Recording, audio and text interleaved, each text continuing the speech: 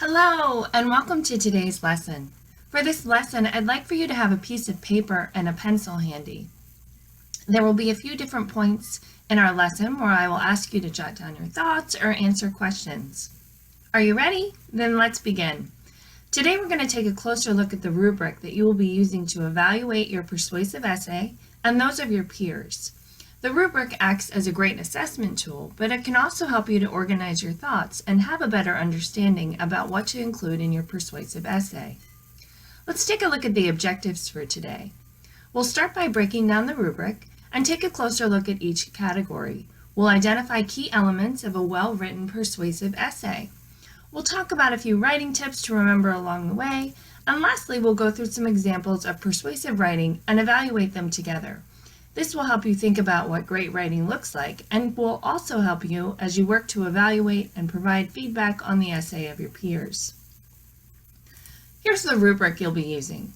There are 5 different categories or components, each of which are graded on a scale of 1 to 4, 1 being the lowest and 4 the highest. 20 points would indicate a perfect score on your essay. There are different expectations under each category. Let's take a closer look at those now. We're going to start by discussing your opening statement. Earlier in our unit, I shared a few choices for your graphic organizer. One of my favorite is the Oreo template. Oreo stands for opinion, reasons, and examples. Your opinion should be stated in your opening sentence or paragraph, and this is one of the most important elements of your essay. A great opening statement will set the tone for the rest of your persuasive argument. If you look at the rubric breakdown for your opening statement, you can see that a score of 4 means that you have stated an opinion strongly and clearly, and have addressed the issue or main topic you are highlighting in your argument. Let's look at a few examples of opening statements. The topic here is, should there be homework in schools? Yes or no? As you read each statement, I'd like for you to pause the video and take a moment to decide which score you would give to each statement based on the expectations of the rubric. Can you justify your scores? And what feedback would you provide these authors? Go ahead and pause it now. All right, what did you score each of the opening statements? Let's start with statement number 1. I would probably give this a score of 1. This is not a strong supported opinion. Statement number 2. I would probably score this with a score of 2. The writer has stated his opinion and touched on the issue, but the argument is not very strong. I would like to see this person take a firmer stance, perhaps open with a question to the reader, or provide support as clues to the main argument of the essay. Simply stating that you don't like something is not very persuasive. Statement 3 touches on the author's opinion, but doesn't give insight into the issue. I'd like to see the author provide at least one supporting fact to boost her opinion. Why is she opposed to homework?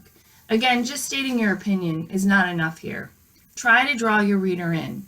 Remember, persuasive writing is about trying to convince others to agree with your opinion. You want to be as convincing as possible. Now let's look at this last statement. This one not only states the author's opinion, it also gives insight into the issue that will be addressed. It sounds like this argument might examine some of the current research surrounding the effectiveness of homework. This is a solid opening statement and would earn a score of 4. How did you do with those? Did you give similar scores or feedback? All right, let's move on to the next category. This part asks you to find at least 3 reasons or examples to support your argument. It's also important to note here that these should be 3 separate reasons and related examples. Try not to be redundant and simply restate the same reason over in a different way. Here's a few tips to remember when gathering your examples. Now's your chance to gather facts and do a little research. Don't forget to credit your source. One site that I discovered that I really like is procon.org. There's a wide variety of issues discussed on this site with links to research and supporting evidence to back both sides of current topics of debate. If you're looking for evidence to back your opinion, this could be a great place to start. A nice balance of facts and opinions in your paper is important.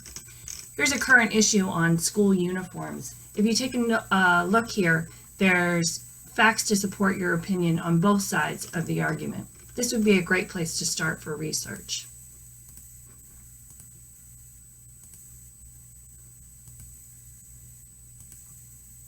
The next section of the rubric covers organization and sentence structure.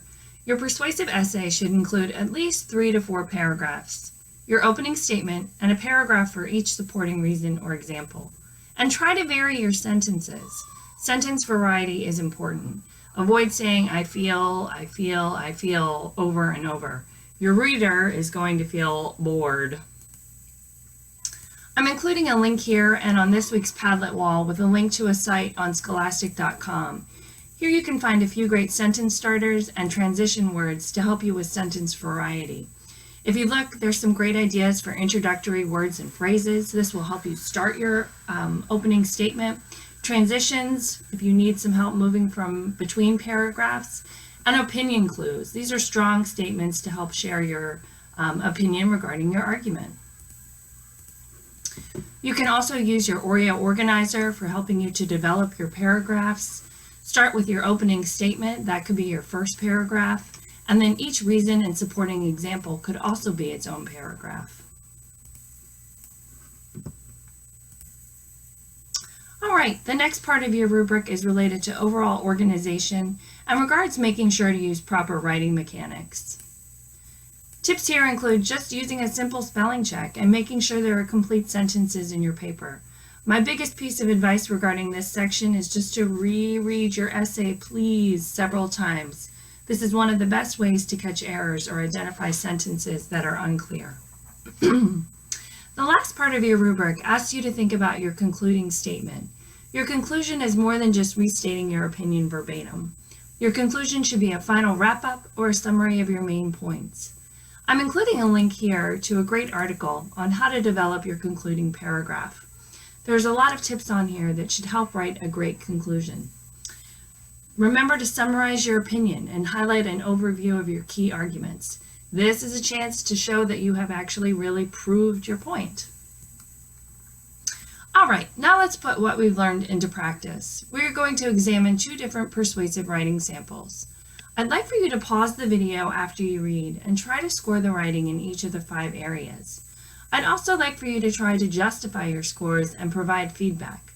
How can the author improve her writing? What suggestions would you provide? Let's read over the first example. As you read, you may pause the video and try to score on your own. Here's example number 1.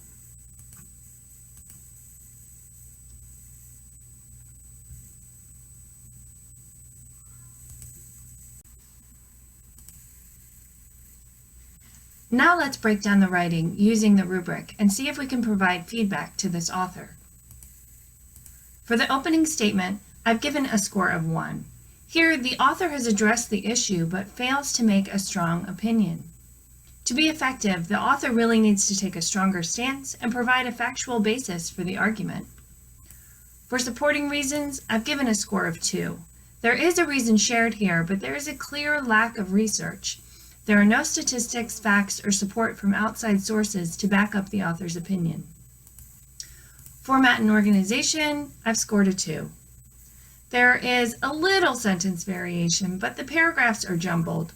I'd like to see the author develop each reason fully and in separate paragraphs for each. For conventions, I scored a 3. There are quite a few spelling and grammatical errors, but they don't interfere with meaning. The errors that were made could easily be remedied after the mistakes are brought to the author's attention. Concluding statement, a score of 1. This is unclear. I want to know more. Why are uniforms not good for kids? I'm also not crazy about the word choice here.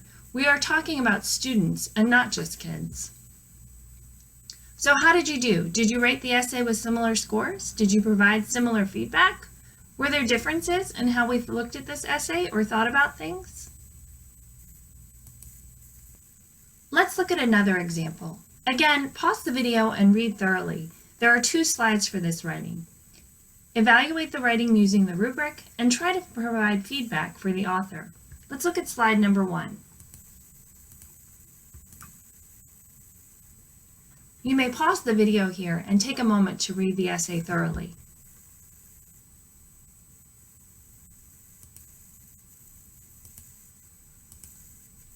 Here's the second half of the essay. Again, pause.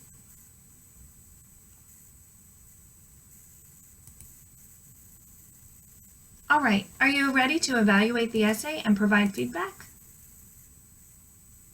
Let's take a look at the opening statement. What did you score this student? I provided a score of 4. I thought there was a hook to engage the reader, it addresses the issue, provides a supporting argument, and the opinion has been stated. For reasons, I also gave a score of 4. There are 3 clear reasons here, each supported by additional facts. You can tell that the author really put some research into this essay. How about format and organization and conventions? I gave a 4 in both categories. I felt that this essay was well organized. The sentences were varied and there was good paragraph structure. For conventions, there were no spelling or grammatical errors that interfered with meaning. How about the concluding statement? I gave a score of 4. I thought this was a good summary and the author wrapped up the argument well. All right, how did you do? Were we on the same page? Did we give similar scores and feedback? Do you feel comfortable using the rubric? All right, we've reached the end of our lesson. Let's see how much you've learned. There's a 6-question quiz on the next 2 slides. Take a moment and use your scrap paper and pencil and see if you can answer the questions. Then we'll go through the answers together. You may pause the video on the next 2 slides so that you can read each question thoroughly.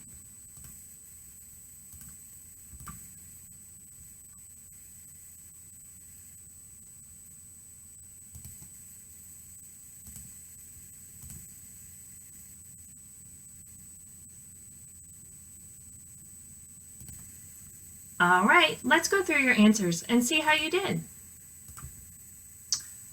Question number 1 was false. A perfect essay would have a total of 20 points. Remember, there's 5 different categories with 4 points available in each. Question number 2 was true. Make sure you include a minimum of 3 supporting facts or details. Do your research. Support your opinion. Remember to include a nice balance of facts and opinions. Number 3, your good opening statement will state your opinion and identify the issue. Don't forget, there's 2 components to your opening statement. Number 4, true, a minimum of 3 paragraphs. Don't forget to use your Oreo graphic organizer to help you. Your opening statement and each of your reasons can each be supported with its own paragraph. Your concluding statement could also be a paragraph. Number 5, there are 5 categories for the rubric. Don't forget to include a strong opening statement, at least 3 supporting reasons. Remember to vary your sentences and have proper paragraph structure. Don't forget to check for spelling and grammar errors, and create a strong concluding statement that not only summarizes your opinion, but highlights the important parts of your argument. True, do your research. Include some facts to support your opinion. All right, that's it. How did you do? Do you feel comfortable using the rubric?